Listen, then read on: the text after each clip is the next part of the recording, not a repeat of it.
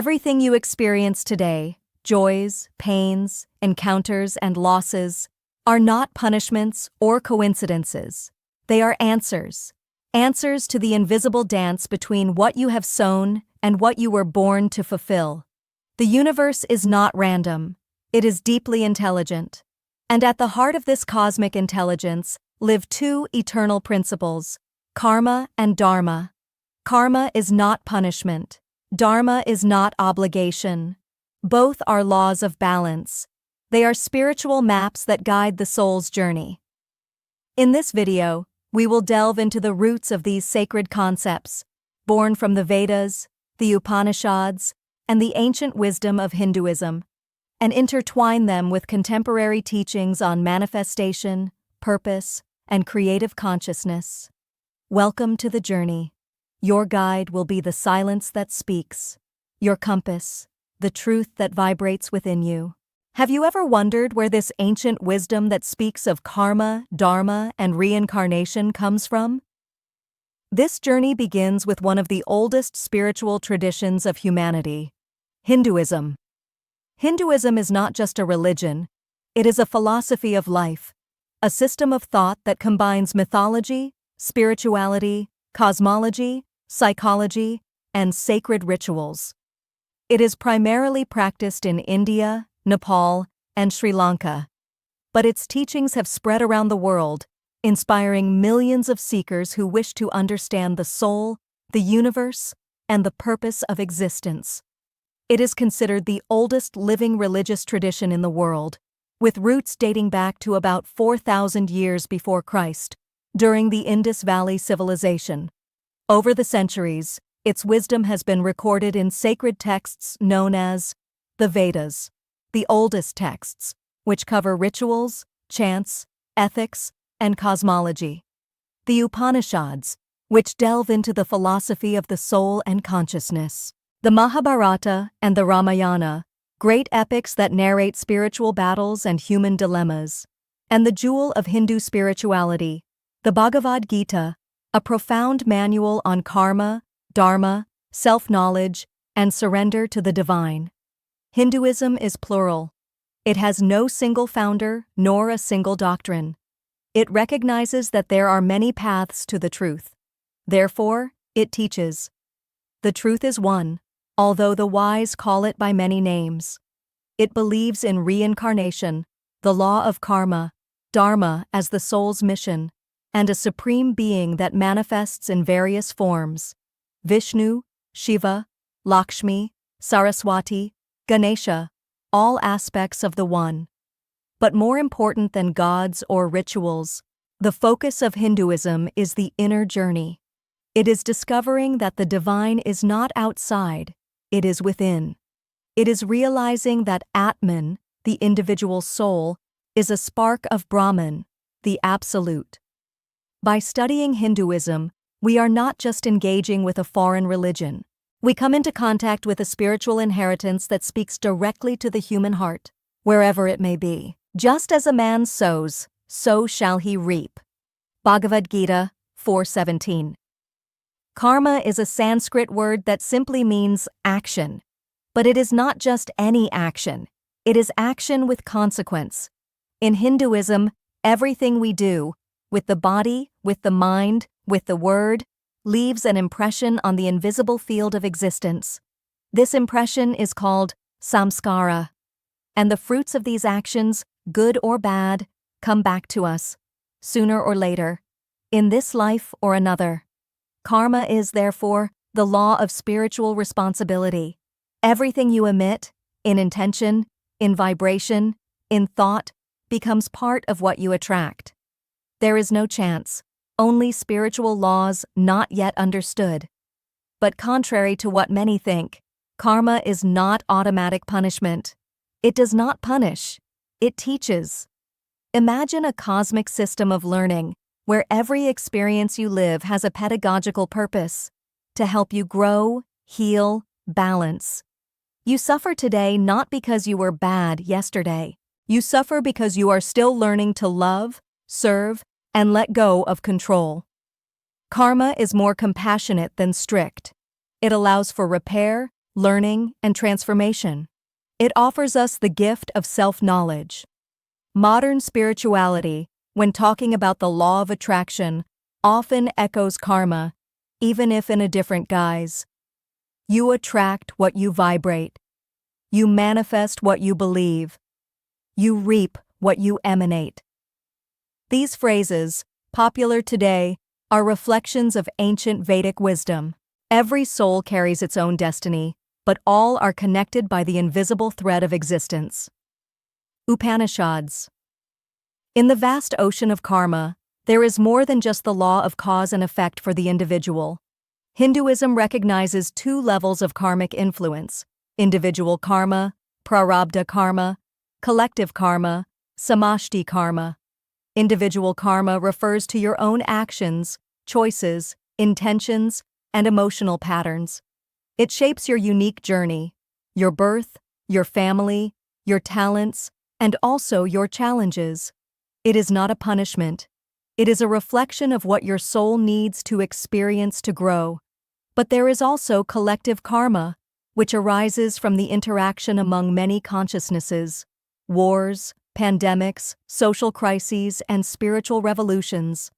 All of these are also the result of a community's karma. When a society vibrates for a long time in ignorance, greed, or fear, it attracts circumstances that force it to awaken. That is why even elevated souls can be born in difficult times, to contribute to collective healing. And where does reincarnation come in? In Hinduism, the soul, Atman, is eternal. It wears many bodies, passes through many lives, like changing clothes along a long journey. Each birth is a continuation of interrupted learning. Each death is just a pause in the classroom of existence. The soul is reborn where it can experience what it needs to evolve, sometimes as a man, woman, rich, poor, sick, wise, child, or warrior. Just as a man discards worn-out clothes and puts on new ones, so the soul discards old bodies and enters new ones. Bhagavad Gita 2:22. But there is a purpose: moksha, liberation from the cycle of birth and death, samsara. Moksha is the end of karma. It is when the soul transcends the world of duality and merges with the Absolute, Brahman, full of wisdom and compassion. Until then, life is learning, and every ignored lesson will be repeated. Each understood lesson is a step toward freedom. When we look at our lives in the light of reincarnation, we stop feeling like victims. We begin to recognize patterns, recurring encounters, and pains that become teachers. We understand that nothing is by chance, not even suffering. Dharma is different for each person. For one, it may be teaching. For another, healing.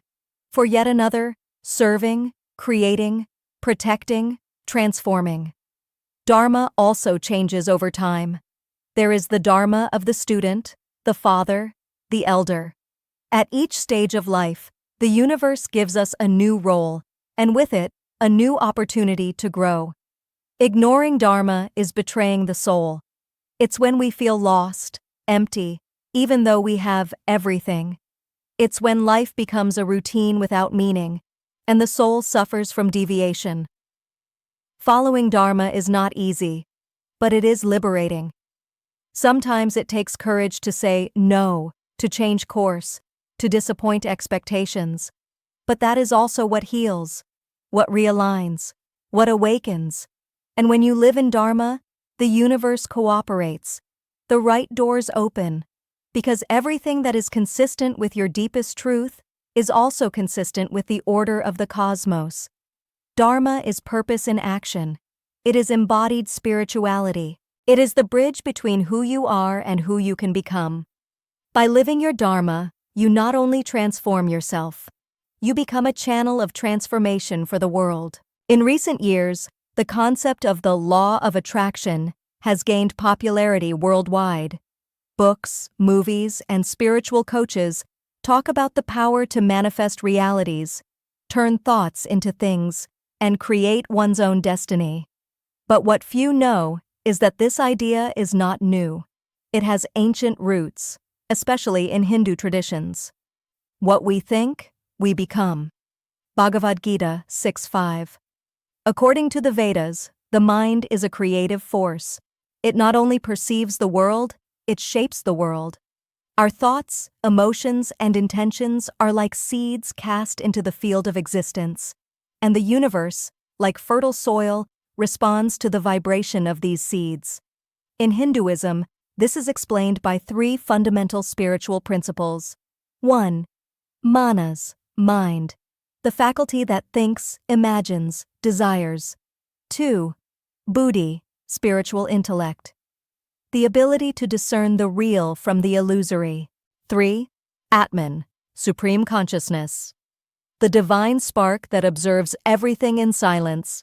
When manas and buddhi are in harmony, the mind becomes clear, powerful, magnetic. But when they are in conflict, or when dominated by fear, desire, or ego, the vibration becomes chaotic, and we attract suffering. The law of attraction, therefore, is not just positive thinking. It is vibrational alignment with the Dharma of the soul. You do not attract what you want. You attract what you are. You do not manifest what you desire. You manifest what you vibrate. The universe does not respond to words, but to the energy behind them. In Hinduism, this energy is called Shakti, the primordial creative power. It flows where there is clarity, pure intention, and connection with the heart. And the main blockage to manifestation is attachment. Desiring desperately, controlling results, forcing time, all of these create resistance. That is why the Vedic teaching is, do your part, surrender the fruit of action to the source. This is called Ishvara Pranidhana. Trust in God. In other words, plant with intention, act with devotion, trust with humility, and release control with faith. Manifestation is, above all, a state of consciousness. And the more aligned your vibration is with your Dharma, the more naturally life will flow. Manifesting is not forcing the world to bend to your will. It is elevating yourself to the point where your will coincides with the divine will. We have now reached the point of integration. After understanding karma as action and learning, dharma as sacred purpose, and attraction as conscious vibration, a new question arises. How do all these work together in the process of spiritual awakening? The answer lies in consciousness. Humans are not on Earth just to repeat cycles, pay debts, or achieve material goals. They are here to awaken, to remember their divine nature and live in harmony with the whole. When you live unconsciously, you repeat patterns without knowing why. You react out of fear, lack, or pride. You attract chaotic situations because you are disconnected from your truth. But when you awaken to spiritual consciousness, you take responsibility for your own karma. You tune into the Dharma of the soul. You align your vibration with inner truth and begin to manifest with intention. This process is not linear. It is spiral. There are relapses, resistances, tests. But there is also expansion, clarity, and silent miracles. Awakening is when you stop asking, "Why is this happening to me?" and start asking, "What does this want to teach me?" It is when you exchange control for trust, fear for love, haste for presence. Spiritual integration happens when karma, dharma, and attraction cease to be concepts and become living practice. You act with awareness, karma. You serve with purpose, dharma. You vibrate with faith, attraction. And thus, the universe is no longer a hostile mystery. It becomes a mirror, a teacher, an ally. When you live in alignment with these three forces, your life ceases to be mere survival. It becomes offering, meditation, a path of light, and it all begins with a choice: to wake up. Not tomorrow, not after solving everything, but now, in the silence where your essence resides. Now that we have traveled together the paths of karma, dharma, and attraction, you might be wondering, Now what? What to do with all of this? The answer is not in more effort. It is in more presence. It's not about seeking more outside, but about silencing to hear more inside. Karma teaches you that everything is a lesson. Dharma reminds you that you have a unique purpose. Attraction shows you that your vibration shapes your reality.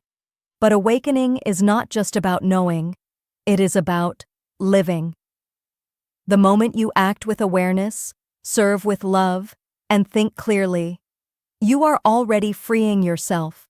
It's not about being perfect, it's about being true, recognizing your patterns, forgiving your falls, and continuing the journey with lightness. Remember, every step taken with the heart is a living prayer. Every conscious breath is an offering. Every small act of compassion is a portal to the light. The universe does not require you to have all the answers. It only expects you to say yes to the process, yes to the journey, yes to the now, yes to the being you were born to remember that you are. Because awakening is this, not a final destination, but a clearer way to walk. And as the ancient rishis of India teach, the one who knows himself knows the entire universe. May this message be a seed in your heart. Water it with silence, with practice, with confidence, and allow it to bloom at the right time. May your path be guided by the light of consciousness. If this message touched your heart, don't keep it to yourself. Share it with someone who is also seeking their purpose. Leave your like, subscribe to the channel, and activate notifications, because every video here is a seed of awareness. And more than anything, put it into practice. Observe your patterns. Follow your intuition. Act with presence. Your Ikigai is not in the distant future. It begins with the step you take today, with intention and courage. May you find your path and walk it with truth. See you in the next video. Namaste.